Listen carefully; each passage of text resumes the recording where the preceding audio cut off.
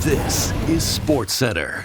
Welcome to Digital Sportscentre. I'm Marissa Roberto, and I'm wearing red, which is usual for this show, but red today because it's Canada Day, baby. We don't take days off around here. And it's July 1st, which means Free Agent Frenzy is well underway. And some massive dominoes have already fallen. It is now official. Mitch Marner is heading to the Vegas Golden Knights in a deal for Nicholas Waugh. Marner signed an 8-year, $96 million deal with the Maple Leafs before being dealt. This guy spent 9 seasons with Toronto. He leaves the Maple Leafs ranked 5th all-time in points, with 741 in 657 games played. Marner took to social media to say goodbye to Toronto, saying all he wanted to do was bring a Stanley Cup to this city. I gave everything I had, but in the end, it wasn't enough. That's hard to admit because I wanted it so badly for all of us. He also adds, as I prepare for what's next, I leave a different person than I was at 18. I'll always be grateful for my time here, and most of all, I'm so proud to have been a Toronto Maple Leaf. I love Mitch Marner. I will always love Mitch Marner. We were very lucky to have that kind of talent in Toronto, homegrown, and now the fact that he's gone, I fear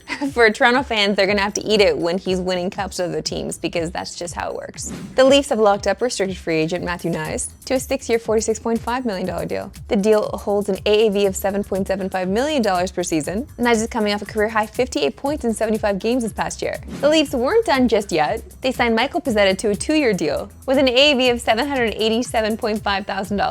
And the Vancouver Canucks are busy today as they locked up goaltender Thatcher Demko to a 3-year deal with an AAV of $8.5 million. They also extended forward Connor Garland to a 6-year deal carrying an AAV of $6 million. Garland eclipsed 50 points for just the second time in his career last season. And the biggest question mark heading into free agency for Vancouver, Brock Besser, is staying with the Canucks. Besser re-signs with Vancouver on a 7-year deal with an AAV of $7.25 million. The Edmonton Oilers have traded Victor Arvidsson to the Boston Bruins for a 5th-round pick in 2027. Edmonton will not retain any salary on the deal. Corey Perry has reportedly signed with the LA Kings. It's a 1-year contract worth up to $3.5 million with bonuses. Also leaving Edmonton is Connor Brown. After 2 years and 2 Stanley Cup final runs with the Oilers, Brown has signed a 4-year, $12 million deal with the Devils. Meanwhile, Bill Zito pulled off a masterclass down in Florida. Since the Panthers won the Cup, we've been wondering who they'll keep and who they'll move. Turns out all 3 of their big pending UFAs are staying put. Brad Marchand and the Panthers have agreed to a 6-year deal worth $5.25 million annually, while Aaron Ekblad also joined Marchand and Sam Bennett, agreeing to an 8-year deal that will see him earn $6.1 million annually. That's 3 big pieces for the Panthers, all signed at under $20 million annually. The Panthers also re-signed Tomas Nosek to a 1-year deal with an AAV of $775,000. It's just annoying because it's like, yeah, they're playing for a championship team, so there's just a winning smell in the locker room. Plus, they get to drive around in golf carts all day, so like, they stay winning. It's annoying. With Aaron Ekblad off the board and the Blue Jackets re-signing D-man Ivan Provorov, the market for defensemen is thinning. Evan Bouchard, who is set to become a restricted free agent, re-signed with the Oilers, signing a 4-year, $42 million contract. And with this new deal, Bouchard becomes the 4th highest paid defenseman in the entire league by AAV. Speaking of highly paid defensemen, the New York Rangers have signed Vladislav Gavrikov to a 7-year deal worth $49 million.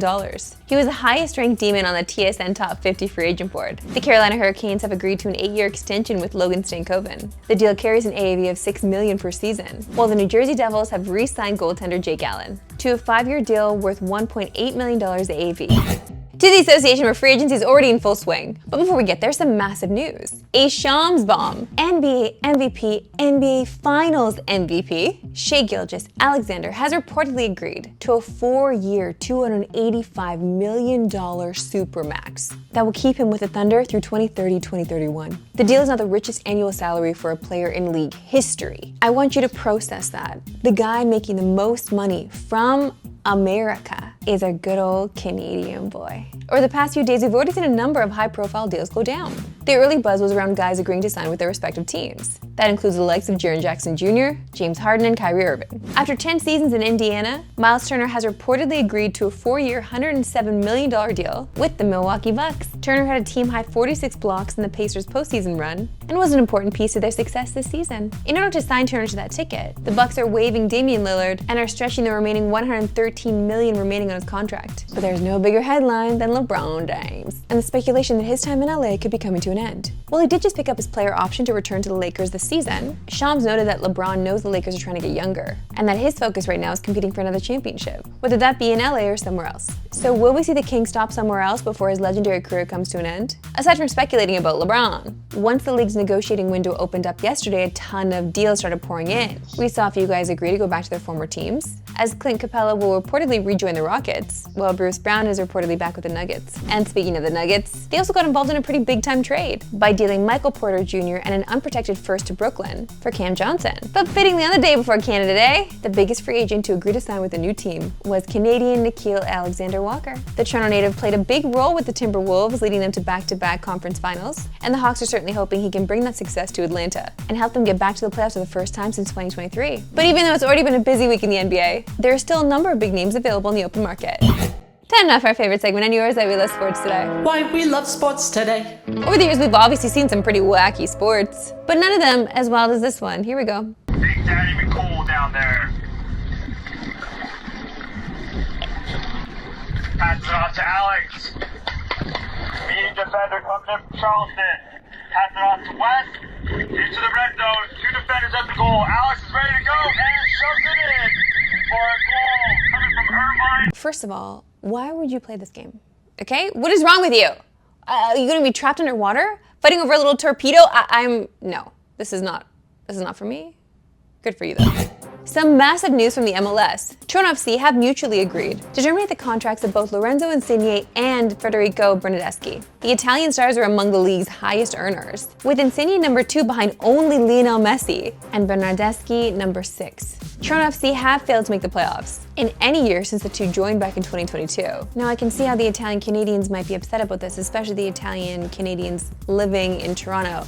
I get it, like you feel as this is a dig toward you, letting go 2 Italians at one time. It stings, I don't know how else to say it. It does, it hurts. And now our Italian squad might not even make the World Cup. Like, I don't know what's happening with Italian soccer and Italian soccer players, but I don't like this trend. And football's better when Italians are there, that's just facts. To the WNBA now, where tonight the Indiana Fever meet the Minnesota Lynx in the Commissioner's Cup final. Minnesota's favored to win the cup for the 2nd straight season, with the winner earning a prize pool of $500,000. This marks the 5th edition of the Commissioner's Cup, with the previous 2 matchups being a preview of the WNBA finals. And as it stands, the Lynx enter Tuesday as 6.5-point favorites and come in with 14 wins through the first 16 games this season. Caitlin Clark is questionable for this one as she's missed the last 2 games with a groin injury. The Fever have split the games in her absence. But since she's been away, Clark is still hitting milestones. She broke the WNBA record for the most All-Star votes in history, with over 1.2 million votes, which might I add is the 2nd year in a row she has broken that record. The Fever will have a tough time against the WNBA's odds-on favorite to win MVP in Nafisa Collier. But one player they'll be looking to is Aaliyah Boston, who's averaging just under 16 points a game this season. We like her line at 15.5 points tonight, as she's gone over that in 4 of her last 5 games. And if Clark does return to the lineup tonight, that's even better for Boston. That's it for me today. Happy Canada Day, happy Bobby Bonilla Day to all who celebrate. We'll see you here tomorrow.